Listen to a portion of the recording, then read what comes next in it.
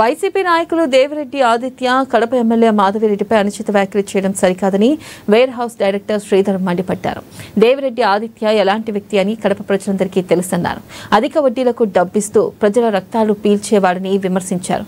Kadapa MLA గురించి మాట్లాడే అర్హత దేవిరెడ్డి ఆదిత్యకు లేదని స్పష్టం చేశారు. వైసీపీ పార్టీకి ఇప్పుడు రాష్ట్రంలో అసలు మనుగడే లేకుండా పోయిందన్నారు.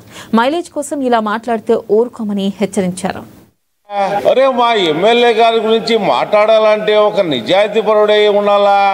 ఎందుకంటే ఈ రాష్ట్రంలో ఈ నియోజకవర్గాన్ని ఆదర్శ నియోజకవర్గంగా తీర్చిదిద్దాలన్న ఏకైక లక్ష్యంతో పనిచేస్తున్న మా ఎమ్మెల్యే గారిని నీకు ఏం అర్హత ఉందని మాట్లాడుతున్నా? మీ పార్టీ వాళ్ళు కొందరు చెంచాగాలను వేసుకొని ఎక్కడుంది మీకు మనుగడ? ఈ రాష్ట్రంలో ఈ జిల్లాలో ఎక్కడ మనుగడ ఉండదండి. నువ్వు మైలేజ్ కోసం ఏమైనా పాకులాడుతున్నావేమో. నీ పార్టీ కూడా ఈ రాష్ట్రంలో మనుగడ లేదు. నీ వయసు సరిపోదు. జాగ్రత్తగా మాట్లాడు మిస్టర్ దేవిరెడ్డి ఆదిత్య. చాలా ఇదిగా ఉంటుంది.